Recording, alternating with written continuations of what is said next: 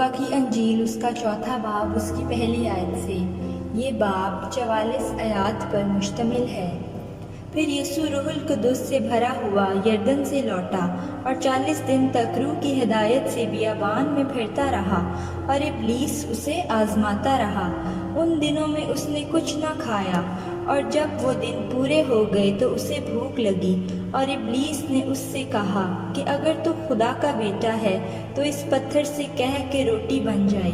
یسوع نے اس کو جواب دیا، لکھا ہے کہ آدمی صرف روٹی ہی سے جیتا نہ رہے گا۔ اور ابلیس نے اسے اونچے پر لے جا کر دنیا کی سب سلطنتیں پل بھر میں دکھائیں، اور اس سے کہا کہ یہ سارا اختیار اور ان کی شان و شوکت میں تجھے دے دوں گا، کیونکہ یہ میرے سپرد ہے، اور جس کو چاہتا ہوں دیتا ہوں۔ پس اگر تو میرے آگے سجدہ کرے تو یہ سب تیرا ہوگا۔ یسوع نے جواب میں اس سے کہا، لکھا ہے کہ تو خداوند اپنے خدا کو سجدہ کر اور صرف اسی کی عبادت کر۔ اور وہ اسے یروشلم میں لے گیا اور ہیکل کے کنگرے پر کھڑا کر کے اس سے کہا، اگر تو خدا کا بیٹا ہے تو اپنے تین یہاں سے نیچے گرا دے، کیونکہ لکھا ہے کہ وہ تیری بابت اپنے فرشتوں کو حکم دے گا کہ تیری حفاظت کریں، اور یہ بھی کہ وہ تجھے ہاتھوں پر اٹھا لیں گے، مبادا تیرے پاؤں کو پتھر سے ٹھیس لگے۔ یسوع نے جواب میں اس سے کہا، فرمایا گیا ہے کہ تو خداوند اپنے خدا کی آزمائش نہ کر۔ جب ابلیس تمام آزمائشیں کر چکا تو کچھ عرصہ کے لیے اس سے جدا ہوا۔ پھر یسوع روح کی قوت سے بھرا ہوا گلیل کو لوٹا، اور سارے گرد و نواح میں اس کی شہرت پھیل گئی، اور وہ ان کے عبادت خانوں میں تعلیم دیتا رہا، اور سب اس کی بڑائی کرتے رہے۔ اور وہ ناصرت میں آیا جہاں اس نے پرورش پائی تھی، اور اپنے دستور کے موافق سبت کے دن عبادت خانہ میں گیا اور پڑھنے کو کھڑا ہوا، اور یسایہ نبی کی کتاب اس کو دی گئی، اور کتاب کھول کر اس نے وہ مقام نکالا جہاں یہ لکھا تھا کہ خداوند کا روح مجھ پر ہے، اس لیے کہ اس نے مجھے غریبوں کو خوشخبری دینے کے لیے مسا کیا۔ اس نے مجھے بھیجا ہے کہ قیدیوں کو رہائی اور اندھوں کو بینائی پانے کی خبر سناؤں، کچلے ہوئوں کو آزاد کروں، اور خداوند کے سال مقبول کی منادی کروں۔ پھر وہ کتاب بند کر کے اور خادم کو دے کر بیٹھ گیا، اور جتنے عبادت خانہ میں تھے سب کی آنکھیں اس پر لگی تھیں۔ وہ ان سے کہنے لگا کہ آج یہ نوشتہ تمہارے سامنے پورا ہوا۔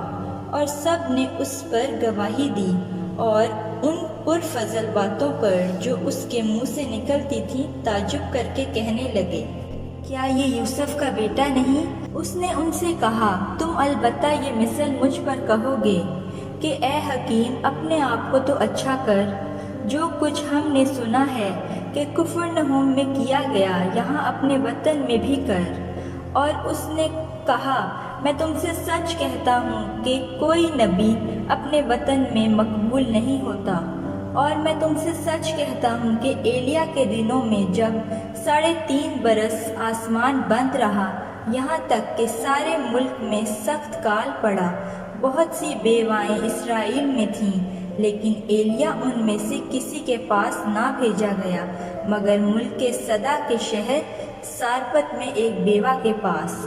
اور الیشا نبی کے وقت میں اسرائیل کے درمیان بہت سے کوڑی تھے، لیکن ان میں سے کوئی پاک صاف نہ کیا گیا مگر نعمان سریانی۔ جتنے عبادت خانہ میں تھے ان باتوں کو سنتے ہی قہر سے بھر گئے، اور اٹھ کر اس کو شہر سے باہر نکالا اور اس پہاڑ کی چوٹی پر لے گئے جس پر ان کا شہر آباد تھا، تاکہ اسے سر کے بل گرا دیں، مگر وہ ان کے بیچ میں سے نکل کر چلا گیا۔ پھر وہ گلیل کے شہر کفرنہوم کو گیا، اور سبت کے دن انہیں تعلیم دے رہا تھا، اور لوگ اس کی تعلیم سے حیران تھے، کیونکہ اس کا کلام اختیار کے ساتھ تھا۔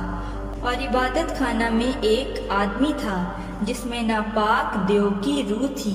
وہ بڑی آواز سے چلا اٹھا کہ اے یسوع ناصری، ہمیں تجھ سے کیا کام؟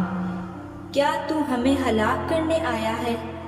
میں تجھے جانتا ہوں کہ تو کون ہے، خدا کا قدوس ہے۔ یسوع نے اسے جھڑک کر کہا، چپ رہ اور اس میں سے نکل جا۔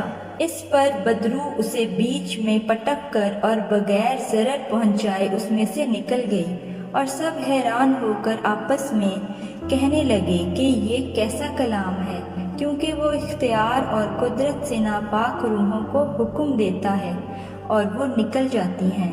اور گرد و نو میں ہر جگہ اس کی دھوم مچ گئی۔ پھر وہ عبادت خانہ سے اٹھ کر شمعون کے گھر میں داخل ہوا، اور شمعون کی ساس کو بڑی تپ چڑھی ہوئی تھی، اور انہوں نے اس کے لیے اس سے عرض کی۔ وہ کھڑا ہو کر اس کی طرف جھکا اور تپ کو جھڑکا تو اتر گئی، اور وہ اسی دم اٹھ کر ان کی خدمت کرنے لگی۔ اور سورج کے ڈوبتے وقت وہ سب لوگ جن کے ہاں طرح طرح کی بیماریوں کے مریض تھے انہیں اس کے پاس لائے، اور اس نے ان میں سے ہر ایک پر ہاتھ رکھ کر انہیں اچھا کیا۔ اور بدروہیں بھی چلا کر اور یہ کہہ کر کہ تو خدا کا بیٹا ہے بہتوں میں سے نکل گئیں، اور وہ انہیں جھڑکتا اور بولنے نہ دیتا تھا، کیونکہ وہ جانتی تھیں کہ یہ مسیح ہے۔ جب دن ہوا تو وہ نکل کر ایک ویران جگہ میں گیا، اور بھیڑ کی بھیڑ اس کو ڈھونڈتی ہوئی اس کے پاس آئی اور اس کو روکنے لگی کہ ہمارے پاس سے نہ جا۔ اس نے ان سے کہا، مجھے اور شہروں میں بھی خدا کی بادشاہی کی خوشخبری سنانا ضرور ہے، کیونکہ میں اسی لیے بھیجا گیا ہوں۔ اور وہ گلیل کے عبادت خانوں میں منادی کرتا رہا۔ آمین۔